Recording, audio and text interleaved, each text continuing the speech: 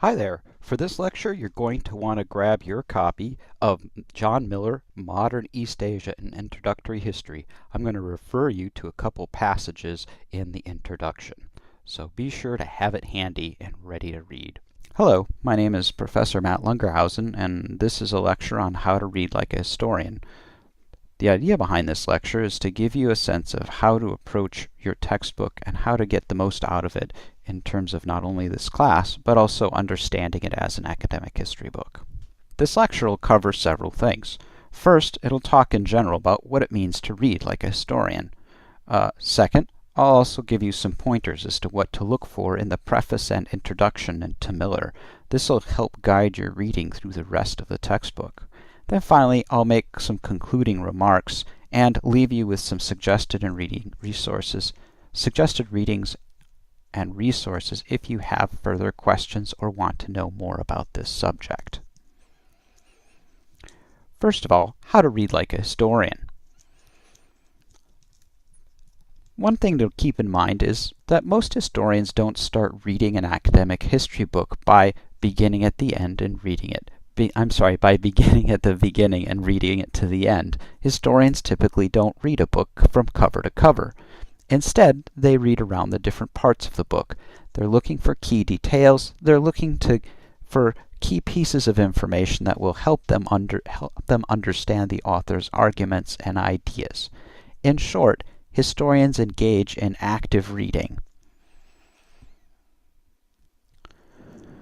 Now, to read effectively, you need to understand the structure of a book, a chapter, and in some cases, even a paragraph. This lecture is really just going to focus on understanding the structure of an academic history book. At other points in the class, I might talk a little more about what the structure of a chapter is, or about how to think of a paragraph. But I think really, to get started with the Miller book, you need to think about the structure of the book. Now, the typical academic history book has the following parts. It usually has a preface, it has an introduction, a body, which is actually the majority of the book, it makes up the bulk of the chapters, followed by a concluding chapter, and then a bibliography and either endnotes or footnotes. Now, historians will usually start reading a book by actively engaging with the red highlighted sections first. So typically they'll start by looking at the preface, then the introduction, and at the same time they'll flip back and forth to the bibliography and the footnotes to look at what kind of sources the author is using. Now, a preface usually tells you about the author and his or her background, and sometimes it will give their reason for writing the book, what inspired them to write it, what questions they thought were interesting, or why they think the book or the topic the book is about is important. Second, in the introduction, the author will usually give their most concise statement of their argument, and the introduction also explains the organization of the book, that is, what you can expect to find in each chapter or each section of the book.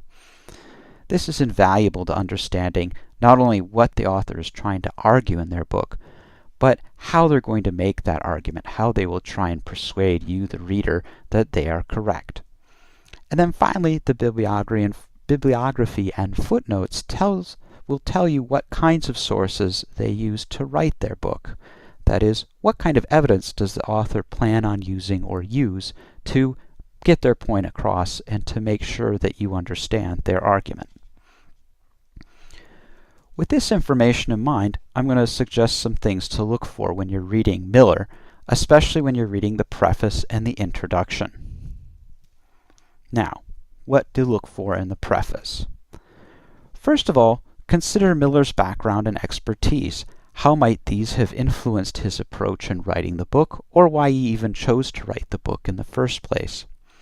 Second is, what's his main idea? Not even his argument, but why did he write this book in particular? What was it that he hoped to bring or convey to the reader and to his audience? Now, for the introduction. The introduction contains three key pieces of information. The first is a statement of Miller's argument. The second are the themes that Miller uses to organize the book and that will carry through from each chapter of the book from beginning to end. And then finally, he gives you the organization. That is, how does he put the argument together? And in this case, he also talks about what's going to go on in each chapter.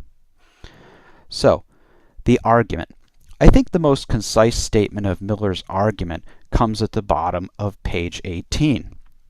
If you look at the chapter, at the bottom paragraph, it starts with, if East Asia's historicity depended on its cultural unity, there would be no point in continuing, and this book could not be written.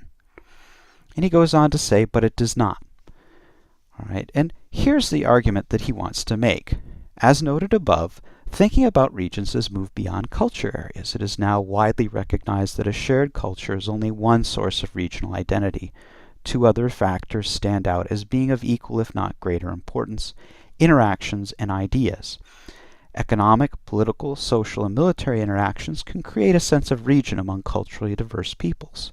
So, too, can subjective ideas about how people are related irrespective of their objective similarities and differences. Now, Miller goes on to state his historical argument. The part of his argument that's probably of most interest to us and the class as a whole. And this is the last two sentences in this paragraph. And we could say this is the thesis of the book. This is what he will prove as he's going through the chapters and sections of the book. He says, pre-modern East Asia was integrated around Imperial China, which functioned like the sun of a regional solar system. In modern times, China was ousted from its central position by Japan in the West. But East Asia was held together by Pan-Asianism, which posited an underlying cultural unity among Asians and inspired repeated efforts to unify the region. Right. So, with that in mind, we want to as we read the book for the rest of the term, consider whether or not Miller makes his points that he's laying out in this part of the introduction. This also, it alerts us to the key themes of Miller's book in general. First of all, as he said in the preface, he wants to redefine East Asia as a broad region that encompasses both Southeast Asia, but also Northeast Asia, China, Korea, and Japan for the most part. He also wants to point out the centrality of China in East Asia, not only in its historical past, but also in its present, and certainly into the future.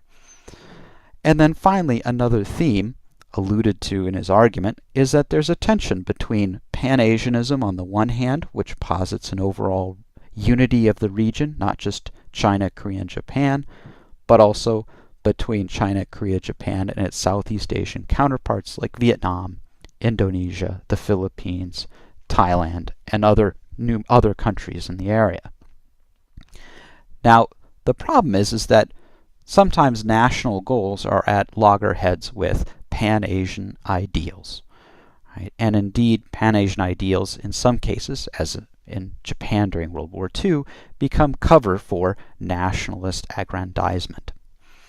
So, keep these three themes in mind as we're reading through the rest of Miller, and indeed through the rest of this book and the rest of the semester.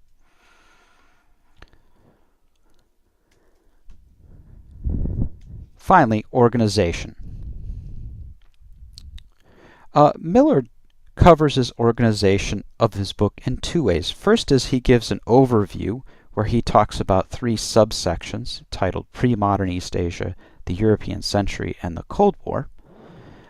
These are pages 19 through 24.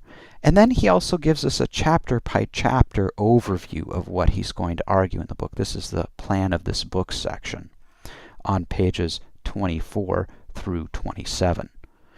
And Miller is very good in this respect. He gives a very clear sense of how his book is going to be organized. And in fact, I was so impressed with the organization, I basically borrowed his idea of these three units, pre-modern East Asia, the European century, and I merged World War II and the Cold War together to make the third major module.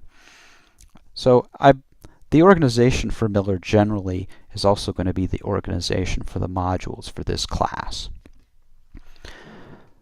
The chapter by chapter section is quite good because he gives a detailed explanation of how each piece of this puzzle will fit together, at least in terms of his book.